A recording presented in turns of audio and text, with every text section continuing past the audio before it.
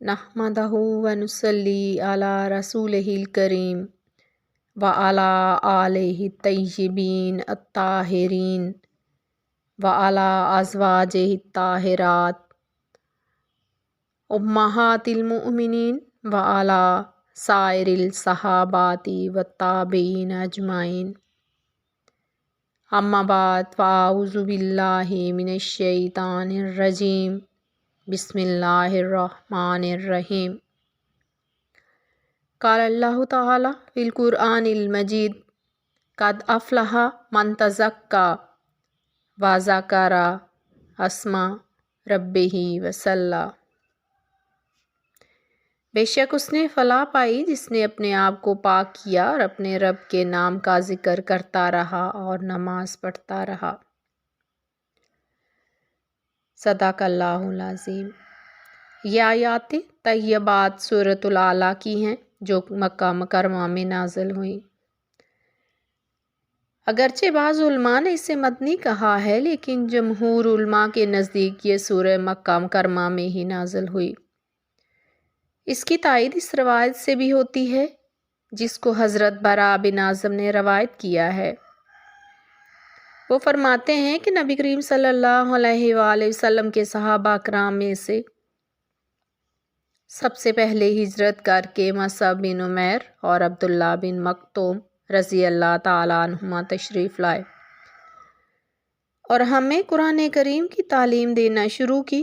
इनके बाद अम्मार, बिलाल और साद रज़ी अल्लाह ताला अन्हुम यहाँ पहुँचे। फिर हज़रत उमर रज़ी अल्लाह ताला अन्हु अपने 20 साथियों समेत यहाँ आए। इनके बाद रहमते दो आलम सल्लल्लाहु अलैहि वसल्लम ने सरज़मीन यसरब को अपने कदों मेमनत लज़ूम से सरफराज फरमाया। मैंने अहले मदीना को जितना इस दिन शादाओ फरहान देखा ऐसा कभी नहीं देखा। यहाँ तक के छोटे बच्चे और बच्चियाँ कह रहे थे ये अल्लाह के रसूल हैं जो हमारे यहाँ तशरीफ़ ले आए हैं। उस वक़्त मैंने ये सूरत पढ़ी हुई थी। इससे मालूम हुआ कि हजूर सल्लल्लाहु अलैहि वसल्लम के हिजरत फरमाने से पहले ये नाज़िल हो चुकी थी। इन आयात में अल्लाह ताला ने ये वाज़ह फरमा दिया है कि कामयाबी का ताज फ़कत इस शख्स के सर की जीनत बनता है जो फ़िक्री और इल्मी गुमराहियों से अपना दामन बचाता है और ज़िक्र इलाही में शब व रोज़ मसरूफ़ करता है। और ये एक अब्दी हकीकत है जिसे कुरान पाक में बयान कर दिया गया है और इससे पहले जो आसमानी सहीफ़े अंबिया साबिकीन पर नाज़िल हुए इनमें भी ये इस हकीकत को वाज़िया कर दिया गया है।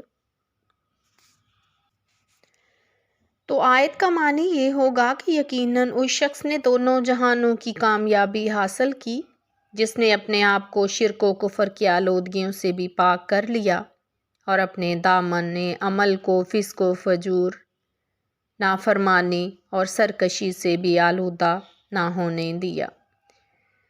जो अपने रब की याद में हर वक्त मशगूल रहा और नमाज पंजगाना में भी सुस्ती ना की और उसके सर पर ही दारैन की कामयाबी का ताज सजाया जाएगा। हर शख्स का आलम हो या फाजल हो, साइंसदान हो या फ़लसफ़ी, डॉक्टर हो या तबीब, अमीर हो या गरीब, इसकी ख्वाहिश होती है कि वो इस दुनिया में कामयाब व कामरान ज़िंदगी बसर करे। जिस माशरा में वो ज़िंदगी बसर कर रहा है वहाँ उसे इज़्ज़त की निगाह से देखा जाए। जिस रास्ता और गली से वो गुज़रे लोग उसका तहसीन व आफरीन के दिलरुबा नारों से इस्तकबाल करें और उसे इस दुनिया में वो मकाम हासिल हो कि हर कोई रश्क भरी निगाहों से उसकी तरफ देखे। इस मकसद के हसूल के लिए हर एक ने अलग अलग लाहे अमल सोच रखा है। किसी ने यह समझा कि दौलत की फरावानी कामयाबी का सबब है, किसी ने यह ख्याल किया कि पूरी दुनिया का फातेह होना कामरानी की इलामत है, यानी दुनिया और आखिरत में कामयाबी और कामरानी के लिए दौलतमंद होना ज़रूरी है। کسی کا خیال ہے کہ اولاد کثیر کا باپ ہونا عزت و شرف کا معیار ہے، کسی نے سوچا کہ علم و فضل کی فراوانی ترقی کی معراج ہے۔ لیکن جب ہم اس عالم میں رنگ و بو میں غور و فکر کرتے ہیں اور ہم تاریخ کے دبیز اوراق پر نظر دوڑاتے ہیں تو یہ بات کھل کر سامنے آتی ہے کہ نہ تو صرف دولت کثیر حاصل کر لینا کامل کامیابی ہے، کیونکہ اکثر کثیر دولت کا مالک ہونا کامیابی کی علامت ہوتا تو قارون سب سے بڑا کامیاب ہوتا۔ جس کے پاس دولت کی اتنی فراوانی تھی جس کا اندازہ لگانا مشکل ہے۔ حضور علیہ الصلوۃ والسلام نے فرمایا کہ اس کے پاس اتنی وافر مقدار میں دولت تھی کہ اس کے خزانوں کی چابیوں کا گچھا اتنا وزنی تھا کہ 70 جوان انہیں اٹھانے کی کوشش کرتے تو ان کی پشتیں دوہری ہو جاتی۔ لیکن جب وہ مرتا ہے اور واصل جہنم ہوتا ہے تو دنیا سے کف افسوس ملتا ہوا رخصت ہوتا ہے اور اپنی ساری دولت سمیت وہ زندہ زمین کے اندر غرق ہو جاتا ہے، اور اس کی وہ دولت اسے کچھ نفع نہیں پہنچاتی۔ اگر ہم زیادہ علم حاصل کرنا کامیابی کا سبب جانتے تو شیطان لعین سب سے زیادہ کامیاب ہوتا، کیونکہ وہ ملائکہ کا استاد تھا اور بہت ہی زیادہ عبادت گزار تھا۔ زمین و آسمان کا کوئی ٹکڑا ایسا نہیں جس پر اس نے سجدہ نہ کیا ہو، لیکن وہ راندہ درگاہ ہوا اور اب اسے کہیں سر چھپانے کو جگہ نہیں ملتی، ساری دنیا اس پر لعنت کرتی ہے۔ اگر ممالک کو فتح کر لینا کامیابی اور کامرانی کا معیار ہوتا تو ہٹلر اور میسولینی سب سے زیادہ کامیاب ہوتے، جن کا یہ نظریہ تھا کہ وہ فاتح عالم کی حیثیت سے اس دنیا میں براجمار رہیں گے،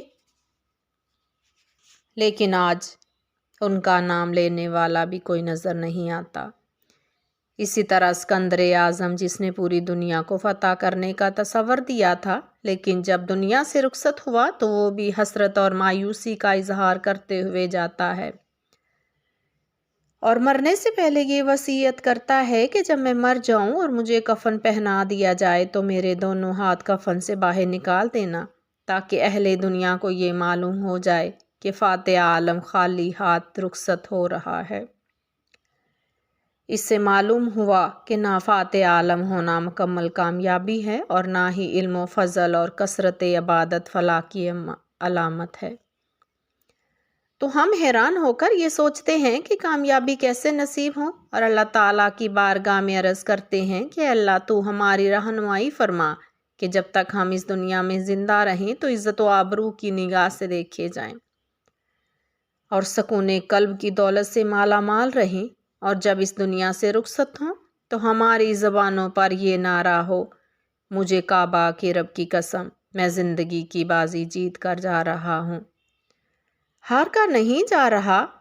اور ادھر اللہ تعالیٰ کی طرف سے بھی یہ آواز آ رہی ہو، اے نفس مطمئنہ تو اپنے پروردگار کی طرف لوٹا، لیکن حسرت دیاس کے عالم میں نہیں، گھبراہٹ اور پریشانی کے ساتھ نہیں، بلکہ اس طرح آ راضیات مرضیات کہ تیرا رب تجھ سے راضی ہو اور تو اس سے راضی ہو۔ اللہ تعالیٰ نے اپنے کلام پاک میں اس مقصد کے حصول کے لیے یہ ارشاد فرمایا کہ دارین یعنی دونوں جہاں کی کامیابی کا تاج اس کے سر سجایا جائے گا جس نے اپنا تزکیہ کر لیا اور جو اپنے رب کے نام کا ذکر کرتا رہا اور پنجگانہ نماز پڑھتا رہا، تو اللہ تعالیٰ نے فلاح دارین کے حصول کے لیے 3 باتیں فرمائی، یعنی دنیا اور آخرت کی کامیابی کے لیے 3 شرطیں ہیں۔ نمبر 1 تزکیہ نفس، نمبر 2 اللہ کے نام کا ذکر، اور نمبر 3 نماز پابندی سے ادا کرنا۔ تزکیہ نفس کا معنی یہ ہے کہ نفس امارہ کو شرک و کفر، بغض و حسد، عداوت و ناچاکی اور بخل و کنجوسی جیسی تمام ذمیمہ صفات سے پاک کیا جائے اور گناہوں کی آلودگی سے اسے صاف کیا جائے۔ اللہ کے نام کا ذکر۔ جب انسان کا دل گناہوں کی آلودگی سے آلودہ ہو جاتا ہے اور اس کی ظلمت اس پر جم جاتی ہے تو اسے پاک کرنے کا نبی کریم علیہ الصلاۃ والسلام نے ایک طریقہ ارشاد فرمایا ہے، اور وہ یہ ہے کہ کثرت سے کلمہ طیبہ کا ذکر کیا جائے۔ حضور علیہ الصلاۃ والسلام نے ارشاد فرمایا، لِكُلِّ شَيْءٍ سَكَالَةٌ وَسَكَالَةُ الْقَلْبِ لَا إِلَٰهَ إِلَّا اللَّهُ۔ ہر چیز کو صاف کرنے کا کوئی نہ کوئی ذریعہ ہوتا ہے، اور دل کو صاف کرنے کا ذریعہ لا الہ الا اللہ ہے، اسی لیے اس ذکر کو افضل ذکر کہا گیا ہے۔